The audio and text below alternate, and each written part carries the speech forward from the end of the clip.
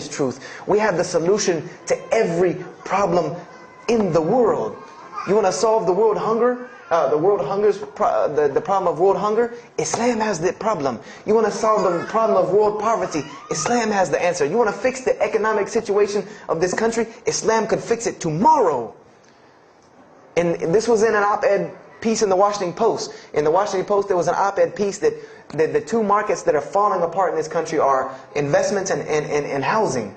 And there are two people in this market that while the rest are bottoming it out, this market is steadily climbing. It's not getting rich overnight like people want to, but it is continually going up, and that is Islamic financing and Islamic housing markets. These two things are so steady and so strong that economists in DC are trying to figure out how they can take some of these Islamic principles, from these investing and housing firms, and plug them into this system to give it some stability, because they realize that you won't get rich overnight in the Islamic system, but it will be stable.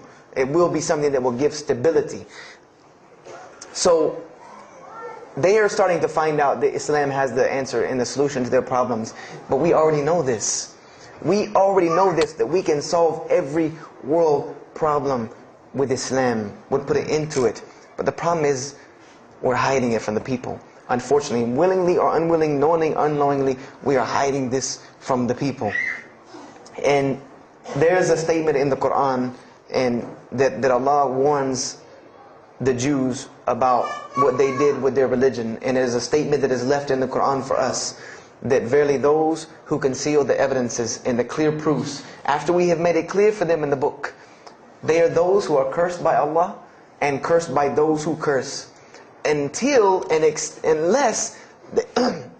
they repent and reveal that which they have been concealing. Those I will accept their repentance, because I am the one who accepts it, the most merciful. We have become guilty just the same way the Jews have of hiding the truth about their religion. When they saw the Prophet Muhammad ﷺ, they knew the truth and wanted to hide it. People, we know the truth about Islam, and we are hiding it.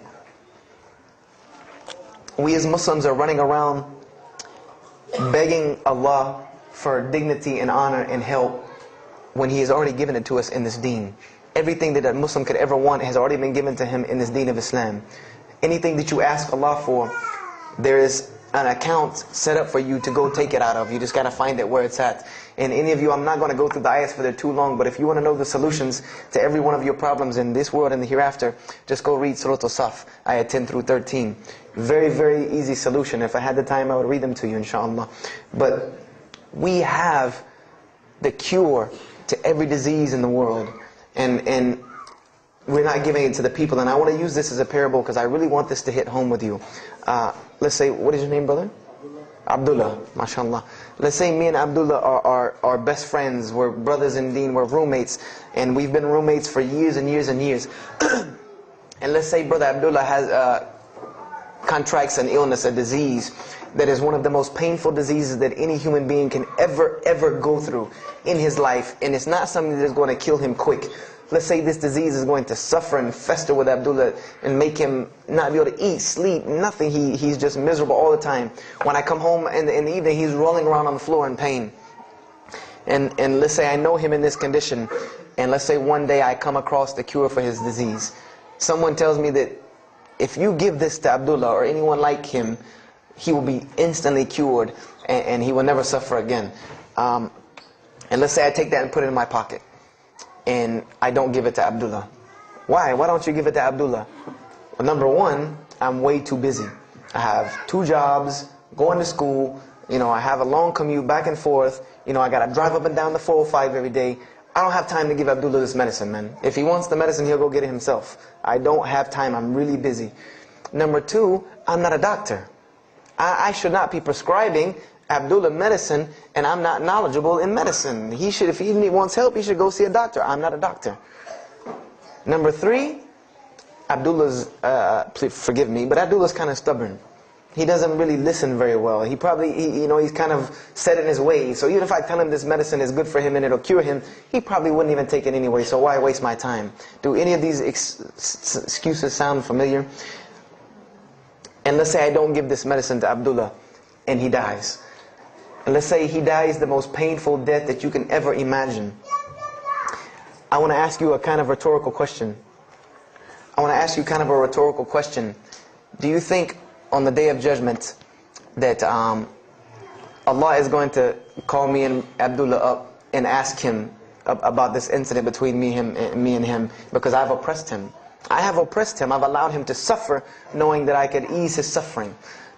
I'm sure Allah is going to ask us about this. But you know the beauty about Islam is that if Abdullah was a good Muslim, bore this disease patiently and died, he dies as a shaheed, inshaAllah. And on the Day of Judgment, this is how beautiful Islam is, that he could very well come before and Allah ask us about this, and Brother Abdullah say, you know what? Allah, I forgive him, so you forgive him. This is the beauty of our religion.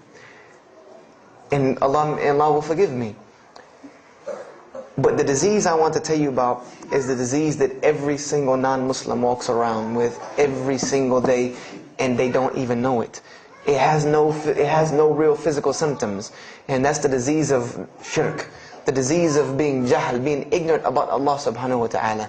Allah gives them life, and they worship someone else. Allah feeds them, and they thank someone else. He created them and fashioned them in the womb of their mother and knows them better than they know themselves. And they have no idea who He is. They don't even know who He is. If that doesn't pain your heart to see a person in this condition, then for sure the hearts have become hardened. Because when I see non-Muslims, especially when I sit in places like airports, I see this disease. I see it on them. I see them walking around with it. And there's so many of them passing me, I think to myself, there's no way I could talk to all of them. There's nothing I can do.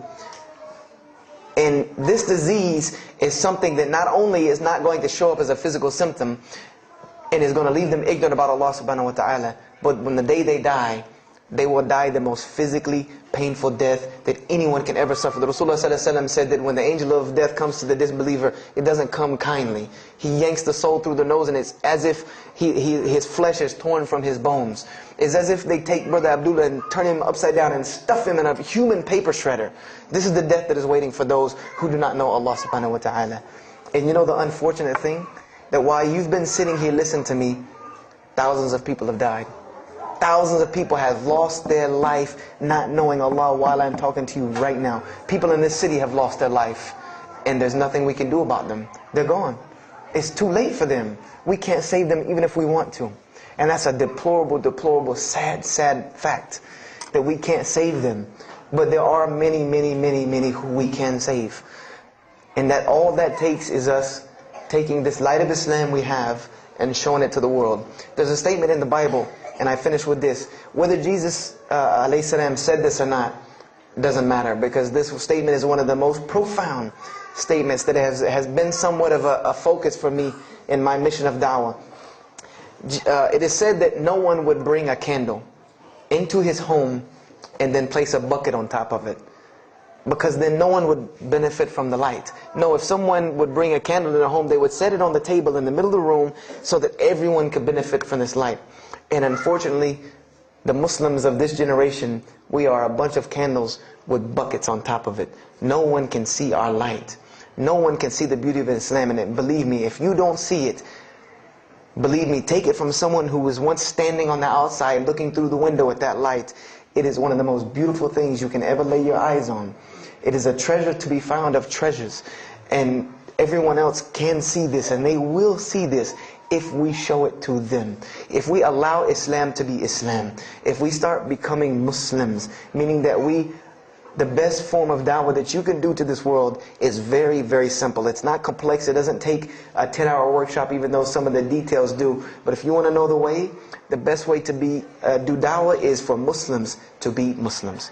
That's it. Study our history. Study the history of Islam. Why was the world conquered by Islam? Not through military campaigns and wars, but through Muslims being Muslims. The most populated Muslim country, Indonesia, was because of Muslims being Muslims. A few Muslims deciding to get up off their behinds and go to another country and live their life as Muslims, not shaving off their deen to be pleasing to those people, but being Muslims.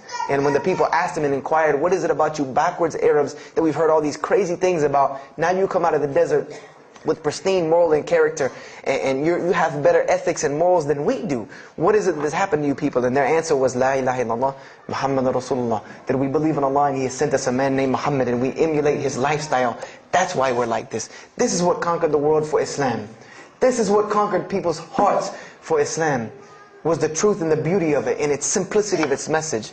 This is what brought me, and this is what the world needs. With all of this foolishness going on in the world, this is what it needs, the simplicity of Islam, whether they want to hear it or not. They know it in the bottom of their heart. When you show them the truth, even if they turn away from it, they know it's the right thing. They know it's the truth. And on the Day of Judgment, you can stand before Allah subhanahu wa ta'ala, having washed your hands and saying that I did my job. And I finished just one more thing. I finished with this. If you don't believe this is important, if you don't believe this is one of the most important things you can do as a Muslim, then the last statement of Prophet Muhammad sallallahu alaihi wasallam to the Muslims as a whole, he gave his farewell sermon. And we know that it's what